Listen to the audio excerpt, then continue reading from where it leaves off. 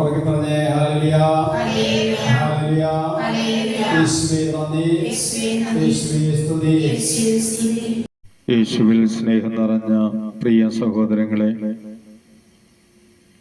പിതാവിനാൽ ആകർഷിച്ച രക്ഷകന്റെ നാമത്തിൽ ഈ കൂട്ടായ്മയിലേക്ക് നമ്മെ വിളിച്ച കരുണയും സ്നേഹവും നിറഞ്ഞ പിതാവായ ദൈവമിതാ നമ്മുടെ മധ്യയിൽ. ഭയപ്പെടേണ്ട, ഞാൻ നിന്റെ കൂടെയുണ്ടെന്ന് അനുദിനം അരുൾ ചെയ്യുന്ന നമ്മുടെ കർത്താവായ യേശുനാഥനിത നമ്മുടെ മധ്യയിൽ. വിശ്വാസത്തിന്റെ കൃപ നൽകി വിശ്വാസ വിശുദ്ധിയിലേക്ക് നയിക്കുന്ന ആത്മാവായ ദൈവമിത നമ്മുടെ മധ്യയിൽ. നമ്മെ പൂർണ്ണമായി ദൈവസന്നിധിയിൽ സമർപ്പിച്ചുകൊണ്ട് ദൈവത്തെ ആരാധിക്കുവാനും സ്തുതിക്കുവാനും അവിടത്തേക്ക് നന്ദി പറഞ്ഞ് ബലിയർപ്പിക്കുവാനും വിശ്വാസത്തോടെ നമുക്ക് ഒരുങ്ങാം.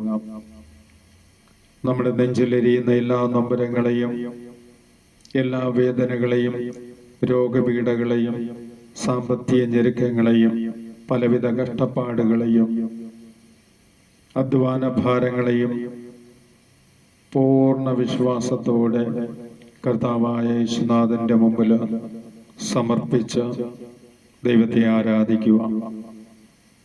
എല്ലാം നഷ്ടപ്പെട്ട ജോബ് ദൈവത്തെ സ്തുതിച്ചതുപോലെ കഷ്ടപ്പാടുകളിലൂടെ, വേദനയിലൂടെ, രോഗങ്ങളിലൂടെ, തകർച്ചകളിലൂടെ, ഞെരുക്കങ്ങളിലൂടെ, പലവിധ ആകുല ഉത്കണ്ഠകളിലൂടെ നമുക്ക് ദൈവത്തെ സ്തുതിക്കാം.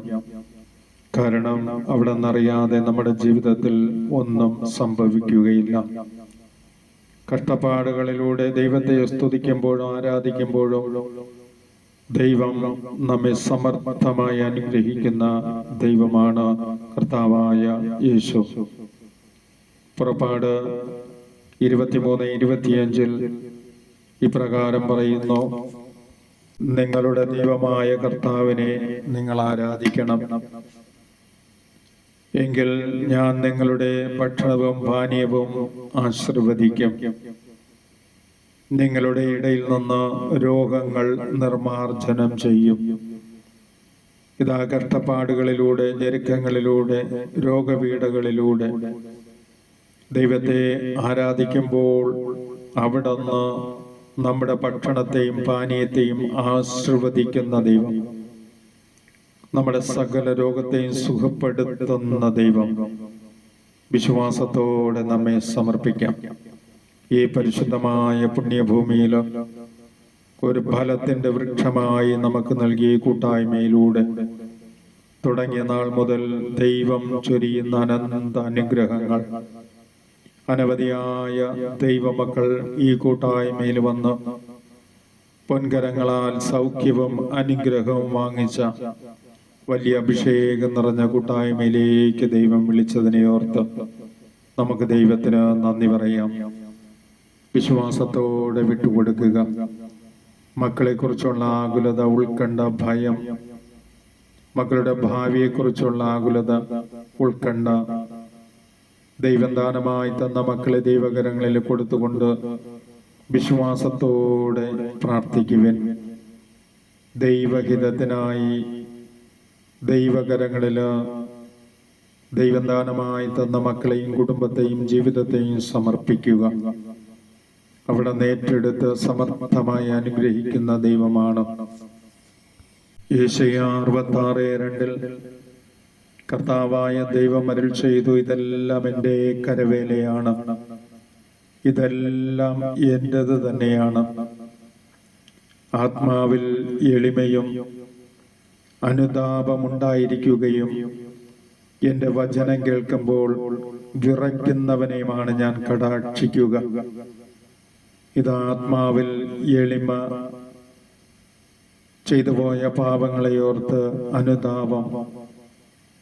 ഈ അനുഗ്രഹത്തിന്റെ കൃപ നമ്മളിലില്ലെങ്കിൽ ഒരിക്കലും ദൈവസ്നേഹത്തിൽ വളരുവാനോ, ദൈവത്തെ ആരാധിക്കുവാനോ, സ്തുതിക്കുവാനോ, നന്ദി പറയുവാനോ നമുക്ക് സാധിക്കാതെ വരും. ആത്മാവിൽ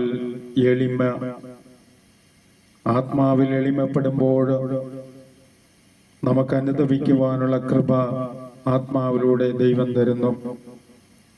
എളിമയുടെ അവതാരമായ ക്രിസ്തു ഈ ലോകത്തിലേക്ക് വന്ന് അവിടുത്തെ സ്വർഗീയ രഹസ്യങ്ങൾ വിനീതർക്ക് വെളിപ്പെടുത്തി ഇതാ നമ്മെ തന്നെ ദൈവകരങ്ങളിൽ ഉയർത്തിക്കൊണ്ട്, ദൈവകരങ്ങളിൽ പൂർണ്ണമായി നമ്മെ ഉയർത്തിക്കൊണ്ട് നമ്മുടെ എല്ലാ ആവശ്യങ്ങളെയും തിരുസന്നിധിയിൽ സമർപ്പിച്ചുകൊണ്ട് വിശ്വാസത്തോടെ നമുക്ക് പ്രാർത്ഥിക്കാം.